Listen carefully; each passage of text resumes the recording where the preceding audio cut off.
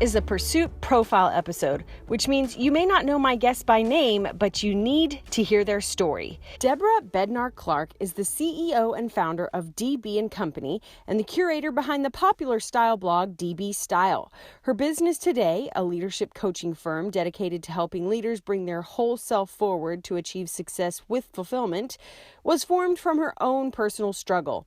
She was at the top of the tech world in her position as a global head of strategy and growth for Facebook, which came after a time at Microsoft, McCann Erickson, Arnold Worldwide, and Accenture. But she realized that in order to climb up the ladder, she had left behind her creative and feminine sides and was achieving success without fulfillment. So she began DB Style as a hobby, but as it exploded, she began her transition to where she is today. I met up with her recently in New York City to ask her advice for those who want to climb the corporate ladder, and then those who want to go out on their own. Thank you for joining me for another episode of The Pursuit. I'm here with Debra Bednar-Clark in New York City in the amazing Core Club. Thank you so much for meeting us here today. Thank you for having me. I'm so excited to talk about your journey because she has worked for some incredible brands. She has so much to tell us about working up the corporate ladder, women in business, women in leadership. Then she went out on her own. So you guys are going to love her story.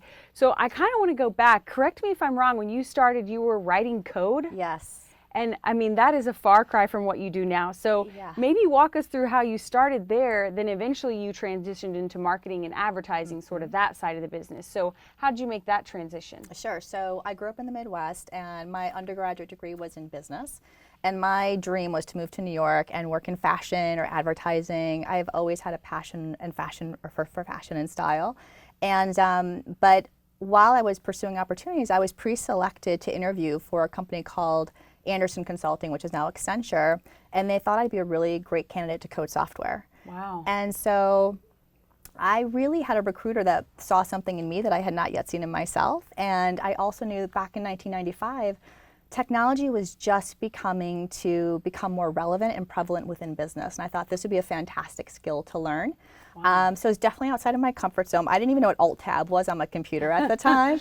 Right. And so I joined the company. I learned how to code and C programming and Power Builder. While I was interviewing with the organization, though, I was really intrigued by a function called change management. That felt more like me. It's a real hybrid of psychology and marketing and helping people embrace new technological change. So they said, hey, start in coding. If you do that well, and if you still want to transition into change management, you can do so. And like most positions, to transition to something, you need to have the skills, but to have the skills, you need to be in the role. And so I was really fortunate. I had a manager who was helping me oversee a coding project, and he knew I wanted to get into change management. And he said, I'm launching a new project. I know you want to do this. You've excelled in coding. I'm going to give you the chance to lead change management for this initiative. Figure it out, and let's see how it goes. And so then I transitioned into change management and helped others in the company that wanted to evolve their skill set in the same way. Wow. So now before we move in, I just want to pause and ask if, your intention was to move to New York and do stuff in fashion. Yeah. There you are writing code. Like, Did you ever feel like maybe your soul was being crushed a little bit? Yeah, well, I think this is part of what I'm doing now with helping women understand this too, for sure. I mean, I wish I knew then what I know now. I think that I was not only one of very few women among men coding software. I was around a lot of engineers and electrical, chemical, computer software. And I was a business major, as I said. I was more on the creative side. So I was really intimidated. There were a lot of late nights of tears trying to figure out coding into the night while my colleagues were out having beers. I was like, how do I make this work? And I really wanted to take on the challenge and figure it out. But I would say for many years, to fit in, I definitely stymied parts of who I am. I'm a real girly girl, and that wasn't super embraced. I mean, everything from the nail polish, I would be very minimalistic. Wow. I love skirts and dresses. I moved more into pants and sweaters and jackets. And I think even the things I talked about, like I would love to not only talk about how software could evolve a business, but also talk about how a new look could really make you feel your best. And that wasn't really accepted or revered in that industry at the time. And so I started slowly but slowly kind of shutting those pieces down. And I think what happened year over year, you start to lose a little bit of yourself. And that's one of the things that I learned later in life, is that you can still be true to who you are and succeed. But I think, one of the things with we live in a culture where fitting in is part of the norm, and I think that's heightened in corporate America. And when so many organizations are built and led by men, you naturally want to emulate those and mirror those at the top, or those who are succeeding. And I think what I learned later is like, actually, you're going to be your most successful when you're being true to who you are, femininity and all. And I think that you can be a smart, driven career woman and love style. And I learned that many years later. But do you think stifling that helped you accelerate or hurt your acceleration? Well, what it did was it enabled me to be successful, but not fulfilled. That's a key distinction. So I was climbing the corporate ladder, and I was getting more responsibility, bigger teams, and bigger budgets, and that was everything I thought I wanted. And then when you start to get everything you think you want and you're still not happy, you have to look within and say, why is that the case? And it's really hard because you work so hard to get to that point, and yet if the fulfillment's not there, that's one of the things I learned from myself, is that success without fulfillment isn't success. And then I had to take a hard look. I'm like, what am I doing that I'm not fulfilled? And so then I had to find the courage to be true to who I am, embrace my femininity, and still prove myself and deliver results. Was that an aha moment, or was it a progression? It was a progression. Because you start to externalize. You're like, oh, it's my manager that's really frustrating. It's this, it's this role. It's this company. And after year after year after year, even though you're succeeding, there's always something missing. And for me, it was a pattern. It needed to really understand the pattern over time. And when I started to connect the dots and look back, I'm like, why do I have everything, but yet it's still not enough? And so, and then once you realize that, it's the awareness, and then it's the finding the courage to actually step into being your true self and pushing through the discomfort. Because we get signals all the time about what is or isn't accepted in culture. Even when I was in grad school, I could be meeting a study group and talking about how do we want to evolve this educational policy to help different parts of the country, for example. And I might also talk about a new bag I might have bought or something simple like that, and you'd see rolling of the eyes. And you could be around incredibly smart people talking about great things, but the minute you brought something in that was related to another dimension of yourself related to style, it wasn't something that was revered or celebrated, so you kind of pull back on that. But then I started to realize, like, you can be both. You can embody both, and once you start owning it, then those around you really start to celebrate it. But if you lack the confidence in doing so, that's when it becomes a little saccharine, I would say. Yeah. Which this is what you help women with now, but let's go Definitely. back to your career, because you then went and worked in marketing for Microsoft. And then she's doing global strategy for Facebook, you guys. So, I mean, these are, some people, would put that as like the dream job, top of the top. So how did you get those jobs, and what's your advice for people watching who aren't entrepreneurs but want to crush it as an executive at those world-changing companies? I think the first thing is you have to have a vision for your career. Okay. I think really knowing who you are and what you want and what's the best possible company or organization that's going to align with you. Because when you go into an interview, I think what most companies want is to hire someone that, yes, they have a skill set, but they completely align with the mission of the organization. And for me, when I was building and evolving my career, what excited me about joining Microsoft at the time is Bill Gates and Steve Ballmer were incredibly excited about evolving from software to media. So how could they monetize MSN.com or Xbox.com or Bing? I thought that's really interesting because that really hasn't been done, and that inspired me, along with the mission of having a desktop on every home and every desk in every home was really inspiring. And so when I could bring those two things together through interviewing, I was considered someone that was a good fit for the company and what they were doing. And same thing with Facebook. I was fortunate enough when I was in graduate school to do a research study on whether social is changing the way humans communicate. So is all of this technology really good for humanity? And through that research, I genuinely understood why Facebook matters, why it's important, why social isn't a fad. It's not going away. Humans are wired to connect and storytell. And as we're all living busy, disparate lives, it's this technology that's enabling us to stay connected. And so that genuine appreciation for humanity and understanding how technology could align with humanity genuinely encouraged me to want to pursue an opportunity at that company because I believed in the mission. And I think when I interviewed, it was very clear to them why I was sitting at the table to interview for Facebook and maybe not another social media platform. And that alignment, I think, just gives you a little bit more, I think, an elevation among people that are interviewing you, because I think, yeah, she's a good fit. This is we're aligned in terms of what we're trying to accomplish in the world. So maybe someone makes a vision, which is interesting because I talk a lot about entrepreneurship and we talk a ton about vision there, but people don't talk as much about vision in a career. So I think that's really interesting. So let's say they've got their vision and they've picked out a few like dream companies to work for. Maybe what's your tips on like actually getting through to an interview stage, and once they get in the room, what should they do? So one of the things I think is really important before they even put their hat in the ring for a company is to truly understand what kind of company you want to work for. So I think that as I was dipping my toe into new industries for myself, I was exploring things in advertising that I wasn't familiar with, or technology. For me, I felt safest doing that with companies that were leading in those industries. And so that helped me prioritize, okay, what are those organizations? How do I get in the door? And I think determining which company is the right fit, it's like, do you want more of a flat culture? Do you like more structure and processes? And all of these things change as you evolve. When I started out early in my career, I really wanted a lot of frameworks and methodologies and processes because I was new and I was learning. And that gave me an infrastructure to really thrive. As I've evolved in my career, I've started to really embrace much smaller sized organizations. And because I love the idea of wearing many different hats and being able to do many different things. So all of those things I think are really important, and I always advise people, listen to people's interviews. I think, watching some of your interviews with different individuals as well, you really get to know someone in terms of what are they talking about, how are they sharing things. And I was sharing with someone the other day when people were interested in working for Facebook. I think listening to Mark and his Q&As that he does that are really the town halls that he does, or reading his S1 letter, you really get to know leaders are everything in the organization, and leadership isn't just about a title. So if you can expose yourself more to the people offline in what they're doing, I think it gives you a real sense so you can position yourself and make sure you're the right fit and articulate that to whomever you're meeting with.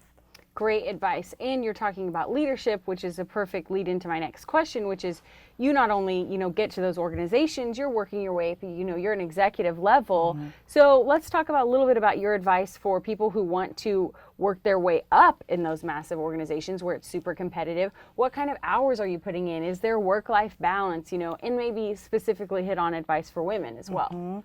So I want to unpack that question. Yeah, There's go a few ahead. different questions in there. Coming up, don't miss her #1 piece of advice for success. But first, I want to tell you about something really cool, especially if you're a freelancer, if you have a service-based business, maybe you're trying to grow a side hustle, and you've got a lot of invoices going out and hopefully a lot of money coming in, right? If you're having trouble keeping all of that organized, maybe not doing the best job keeping track of your time and keeping track of all the taxes information, you have got to check out the FreshBooks Cloud Accounting app, okay? It is going to make things so much easier for you. You can go right now, it takes 30 seconds to set it up, and immediately start sending invoices with your logo on it, with your colors, they're professional looking, no more clunky Word documents, okay? Plus, you can go in and use the Time Tracker app and immediately start a task and associate that time to a specific client. And then you don't have to have that awkward conversation when your clients forget to pay you, because the app has automatic email follow-up that will remind people that their invoice is past due. You can immediately log in and look at your dashboard and know what money's coming in, what money's going out. You can easily sync your expenses. If you use a particular credit card for your business account, you can just import that in and it will automatically categorize your expenses for you. You guys are going to love this, and FreshBooks is offering my viewers a free 30-day trial. So go to freshbooks.com/pursuit and make sure when it pops up and says, how did you hear about us, that you put in the pursuit, and you'll get a free 30-day trial and you can try it out for yourself. You have a lot of invoices, you have a lot of variables, you have a lot of things going on in your business because you're growing and you're hustling, which is awesome, but you're not so awesome with the organization. You have got to try it out. Again, that's freshbooks.com/pursuit. I also wanted to remind you guys about the 3 best ways to support this free show on the internet, okay? And #1 is you can share this video. Share it with a hustler you know will like it. Share it with your social media followers. That would be awesome. #2, you can subscribe to the YouTube channel. That always helps. And #3, most important, you can sign up for our monthly email list. And when you do, you're going to get a free copy of this month's Pursuit magazine, which comes out every month. It's totally free and it takes you behind the scenes of every single interview. It answers questions like, how did you get that interview? What were they like in person? All that kind of fun stuff. Plus, we have topical articles for each month like goal setting and productivity and marketing and branding. So don't miss out. Again, it's totally free. It's only once a month. This is at thepursuit.tv/magazine. Now, let's get back into the show. You not only, get to those organizations, you're working your way up, you're an executive level. So let's talk about a little bit about your advice for people who want to work their way up in those massive organizations where it's super competitive. What kind of hours are you putting in? Is there work-life balance, and maybe specifically hit on advice for women as well? So I want to unpack that question. Yeah, There's go a ahead. few different questions in there. Well, I would say the first thing is I'm definitely working long hours, and I'm in a unique situation. I don't have children, and so for me, my work was my everything, and that really was a big part of my identity. I think meeting expectations in your role, that is really somewhat table stakes, and what I learned over time is that meeting expectations in the role and doing a good job is step one.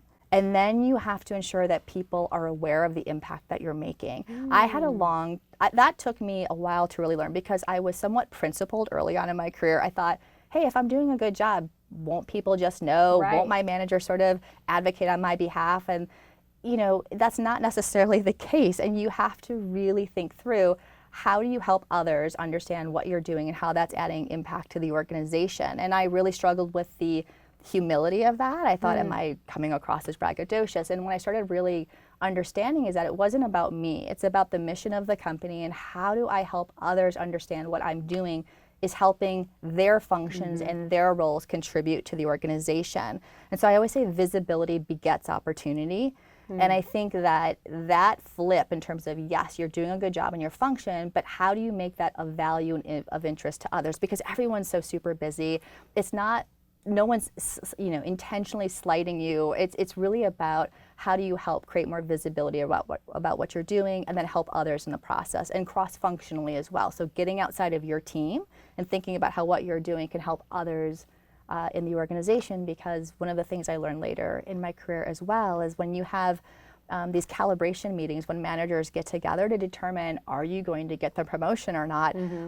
Your manager is one stakeholder, and it's your manager's colleagues. Do they know who you are? Does your manager's boss and his or her leadership team know who you are?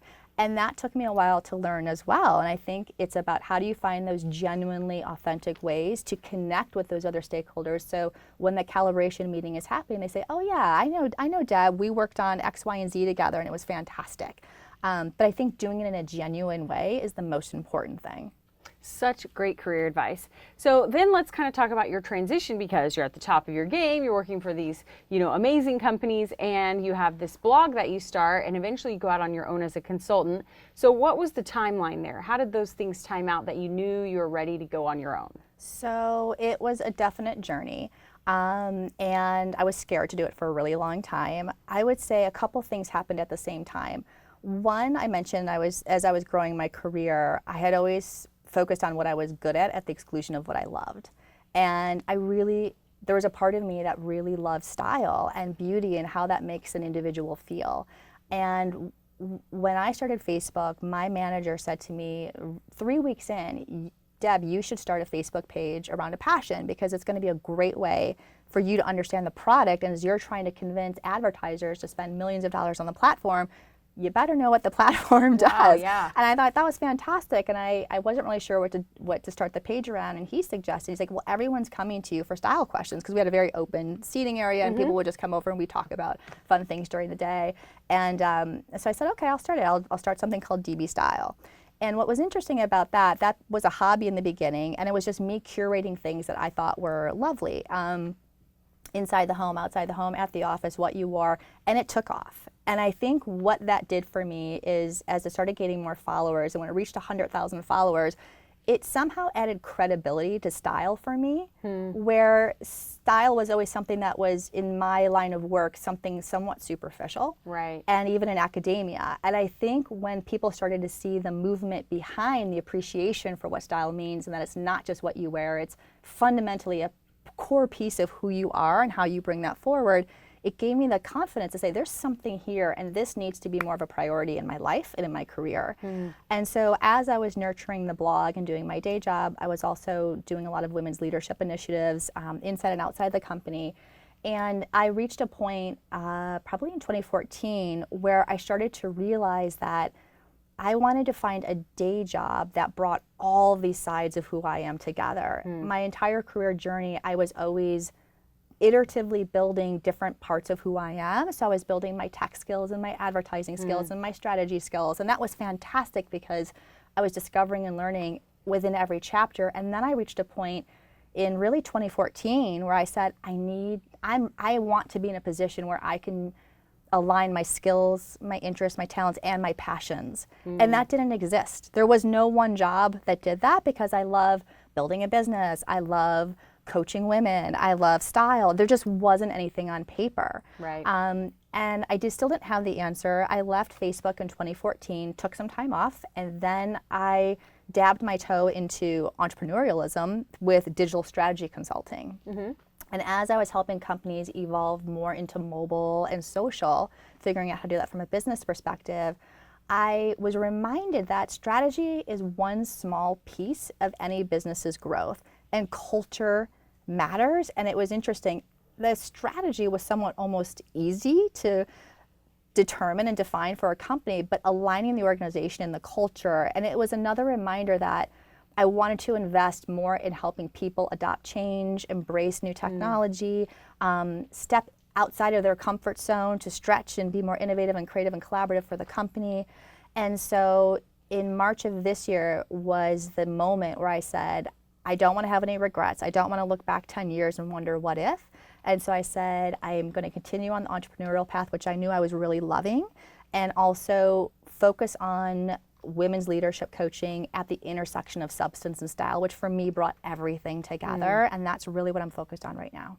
So were there any, like maybe what were the hardest parts? Because there may be women watching who are in corporate America and really want to go out on their own. So maybe how you grew your blog. I mean, you have a demanding full-time job and you grow your blog and your Facebook page to 100,000 followers. How did you do that? So I spent time in the evenings and weekends really building that out. I invested in the platform. One of the things that I truly believe is the opportunity that social advertising helps drive business objectives. And so for me to make the blog more visible, I invested behind the platform to grow it. I started Facebook ads? Facebook ads, yes. Facebook ads, connecting more with the community, talking with external partners to see how I could grow the blog. And as I was doing that, more women were coming to me, not just for career coaching, but in the midst of our career conversations, they say, hey, everyone calls me DB, so they'd be like, hey, DB, how can I make sure my brand has the presence that reflects the soul of who I am in terms of what I'm wearing, the notebook I carry to a meeting, the pen I'm using, how I command the stage. All of these things were sort of sending me messages that, hey, people weren't just looking for career coaching, because women don't separate who they are. We are multifaceted individuals, and what we think, feel, look, and act is all combined, and there just wasn't anything out there. So I started testing the value proposition about how much would you invest in something like career coaching or style coaching, just to sort of get a feel for, one, people were not only interested, but they would invest in something like this. And then as I was doing more of the digital strategy consulting, I started talking to the HR leaders that brought me in to help those organizations grow from a business perspective, to start talking about culture, women's leadership at the organizations. I'm a big believer in seeding things along the way to see if they take off and grow. And I am risk averse. I've always been that way. And so I'm pretty cautious. And so for me, going out on my own was a huge leap, and leaving this fantastic company, this fantastic job, was a big risk. And so it just gave me the confidence having these conversations about not only seeking advice, but sharing the opportunities and then trying and testing and learning with it. So maybe what are some of the biggest unexpected or hurdles that you had to go through from going from, rock star employee to on your own solo entrepreneur? Yeah, I underestimated, I took for granted the infrastructure a company gives you. So I was working 18 hours a day, traveling the world for my job, and I was just trying to do everything I could to make sure that I was meeting expectations in my role. when you're an entrepreneur, and when I started my own company, I still needed to dedicate the time, energy, and effort for my role, but I also had to create the infrastructure. I'm now the IT tech department. I'm figuring out how to work with lawyers, accountants, figure out insurance, workers' comp, all the design of all of these facets were coming together. And so I really learned the value of ruthlessly prioritizing. I think I always have done that in my role, but now as an entrepreneur, I have to really ruthlessly prioritize. And so that's been a real learning opportunity for me. I love it because I'm constantly learning. There's so much I don't know and I'm figuring out as I go. But it's the challenging piece of it too, because you're not focused on the creative side, you're not focused on coaching side, you have to build the entire infrastructure. And that is one thing that, corporate America, they have that foundation for you to be able to thrive in the role, and then you have to combine the two on your own. How do you prioritize? What's your advice for that? So I very much focus on going back to a methodology that I leverage for myself, I leverage for the women I coach and the organizations when I was doing digital strategy consulting. I very much think about know yourself to show yourself. So I think about the know yourself, I liken that to how you think and feel. Like, who are you? What is your brand, whether you're a company or an individual? And then how are you consistently reinforcing who you are to the world through who you partner with, the type of services you offer. I am always going back to that core philosophy, because I think when you align the inside of who you are with the outside, that is, I think, when magic happens, because that's what makes you unique. And I think that unique value proposition is important. If you can make decisions that are always aligned to the core of who you are, the core of your business, it's going to keep you on track. And I literally just went through this exercise where I did a roadmap, because I have so many ideas and I'm so excited. I see all the potential. It's a strategist in me. And I literally just put together a roadmap that said, okay, for Q4 of 2016, this is what I need to do. And I know to grow the business, I have to drive revenue. So I'm going to prioritize these products and services first. And I also have two platforms. I have DB & Co. and DB Style. These are two different businesses that are united. So I have to think through which one do I want to lead with first, and then what products do I want to lead with. And I'm one person, so I have to think about what am I best at, and how can I partner with others to bring all of this to life. Great answers. So maybe kind of just touch on, you do coach women now, both entrepreneurial women and women in business. Maybe what are some of the biggest mistakes or things that women who are trying to grow their careers should look out for? I think I've had the great fortune of working with so many talented and brilliant women, and I think that I always look for patterns. And I would say one of the things, and it's the reason I started my company, is that I want more women to honor who they are. And honor their authentic self. We talked a little bit about how, culture in general is really, it promotes a lot of fitting in, and I think we said that's really heightened in corporate America. And I think, every day when there's a piece of you that's not being true to who you are, you lose a little bit of confidence. And I always say confidence breeds competence. And that's what enables you to shine. So the more true you are to yourself, that's what's going to enable you to really stand in your truth and in your power and make the impact that you want to make.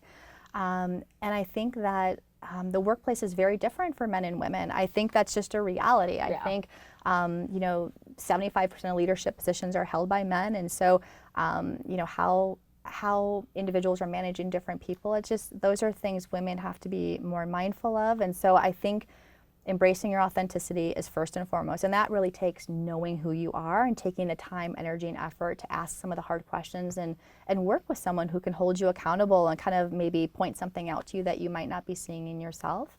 I think defining success, what that means for you. I think for a long time, my success was based on what I thought I should be doing, and that can be for any woman or any person. It could be influences from your family early on, society early on. And as I mentioned, success without fulfillment for me isn't success. And so I had to completely redefine what success meant for me. And I would say the last thing that I have seen, and I've experienced this for myself, is that you can be liked and respected at work, but not always at the same time. Liked and respected. Yes, that's a big subject area. I think that there's so many amazing things that women can bring to the table in terms of talked about the femininity, and I think whether it's a man or a woman, these aspects of who we are in terms of being nurturing, having empathy, and the ability to collaborate, and all of these things create the most amazing cultures. I think the flip side is if we compromise our values, our integrity to have harmony, we could be compromising decisions that we'll later regret. And one of the things that I've learned over time is that when you can push through the discomfort of making a tough decision that you know is going to upset someone. I mean, I've had people upset with me for not approving travel, to not getting promoted, to not, you're always going to deal with that. And the more leadership exposure you have, the more decisions you're going to make that upset others. And so one of the things that I've learned over time, though, is if you're true to who you are and you do the right thing that's for the mission of the company, in time, those that were upset or disappointed, in time will come to learn and understand why that choice was made, and it necessarily wasn't about them or something personal. And that gives you more confidence to say, okay, being true to who I am, and pushing through that discomfort of feeling disliked, which no one likes. Right. It is worth it in the end to do what's right for the business and the organization and the broader team and that individual as well. Yeah, such a great point. Liked and respected, but not at the same time. It can't always happen at the same time. Not always. Yeah. Okay, great. So maybe just talk a little bit for your biggest pieces of advice for someone who is leaving corporate to be a consultant on getting those first few clients, because it's the first couple of years where people tend to fail, statistically speaking. So how'd you get those first few clients and stay afloat right after you went out on your own? For me, it was tapping into my network. So I'm really fortunate. Over 20 years in corporate America, I built a lot of relationships inside the companies, but we were also partnering with lots of organizations to create amazing partnerships. And as I was thinking about launching the new business, I mentioned testing the value proposition. I would reach out to people I really respected and admired to ask them some feedback about what I was doing, to see if they were interested. And once they started to learn that it was a service offering, there was a match, we're able to create those opportunities together. So I think seeding the value proposition, tapping into your network, and asking for advice and seeing if there are opportunities there was really important.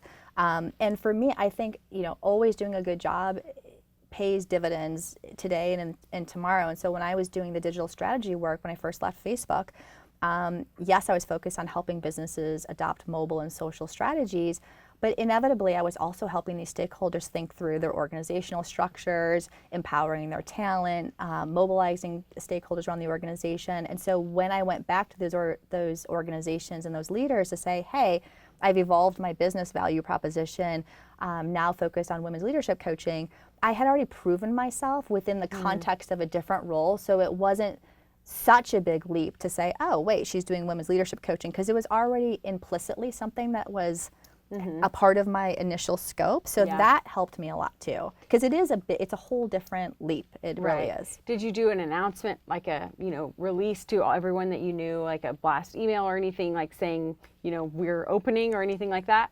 Or was it just kind of under the radar, sort of? It was a little under the radar. There were two things that happened. One was in March, I'm working with this fantastic design shop out of Philadelphia. Two women own the company, and it's been really fantastic. And so they created a logo for me. And in March, I did a post on Facebook thanking them for this fantastic logo for DB & Co. And I think that so many people reached out. That was sort of a indirect message to people that I was, but I was, I was kind of guarded with it for a while because I didn't know what people were going to think, and I didn't, I wasn't sure where this was going to go, and so that was something indirectly where people said, "Wow, this is what you're doing. This is fantastic." They went to the website, they learned all about it, so I got a lot of interest that way. And then just last month, I did a more formal press release, which was also fantastic because I think I've spent 20 years of my career in tech and business and advertising and marketing. So when people hear my name, they don't necessarily associate me with women's leadership coaching and career development and style. And so what the press release helped for me was that people that didn't know me or maybe knew me in one context got to understand this new value proposition and how I brought what I used to do forward to contribute in a different way. So that's been really helpful because now I'm getting new stakeholders reaching out and having new conversations with people that I wouldn't normally have had the opportunity to. Awesome. So great. Well, maybe just let's wrap up with your number one piece of advice for women who want to become a better leader and a more authentic leader, whether that's as an entrepreneur or in their career? What's your biggest piece of advice for them? That you are your greatest asset. I think, I love that quote, no one is you and that is your power. I think that's so powerful because every single person I've worked with and have had the opportunity to work with, everyone has something unique and special to offer. And I think if you can think about how do you take what makes you unique from your skills, your interests, and your passions and align that to the needs of the business, that's when the magic happens. Rather than thinking this is what I'm supposed to do or this is the right way to do it. Every manager, every people manager, every leader I know wants every individual to bring something unique to the table and really own who they are. And I think one of the things I'm really trying to do is help more individuals have the confidence to really do that. And it is a skill set in terms of how do you package and promote and position yourself authentically, because it can feel really uncomfortable at first. And for some, they haven't had the opportunity to really explore what that means for them.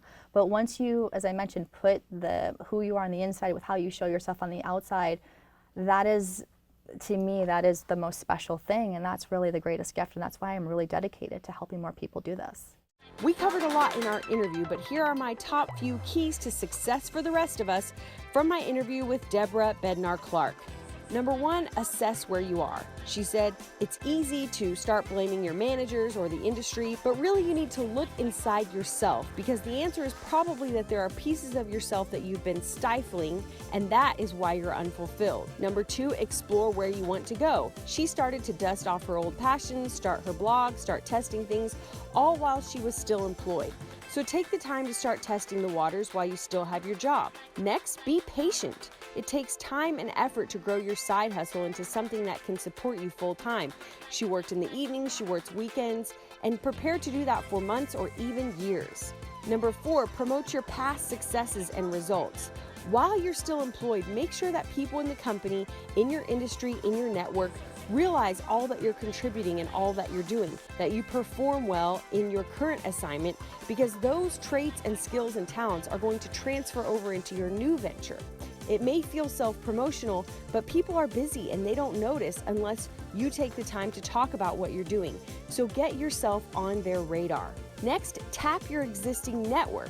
This one may seem obvious, but a lot of times when we're changing industries or leaving jobs, we think that we have to start over from zero, but that is simply not the case. She reached out to people in her existing community for feedback about what they thought about her new coaching idea, and that led to great feedback and some clients as well. Number 6, launch strategically. She did not leave her job and immediately start doing women's coaching, put out a press release, do a launch party. Instead, she left and started doing consulting, marketing plans, things that she was already doing. Then she transitioned and started talking more about HR and talking about how people could empower their talent. And eventually, when she debuted her new model of doing leadership coaching for women, it made sense because she had transitioned over time. So don't feel like you have to launch your new thing right after you leave your career. Number 7, determine your definition of success. Other people might think you're crazy for leaving a successful career, especially if you've spent years or decades in your industry, but that doesn't matter if you don't feel successful and fulfilled, which leads me to number 8, stay focused. She said that a key to her success was that she kept her eye on the main vision, and then she ruthlessly prioritized everything around what she needed to do to grow her business and keep her eye on her overall mission and vision. Lastly, number 9, her main mission: stay true to yourself. She reminded viewers that you are your greatest asset, and that you can find something that uses all of your skills and interests and passions into one business or one career. That, she says, is when the magic happens. Well, I'm Kelsey Humphreys here with Debra Bednar-Clark, and this has been The Pursuit.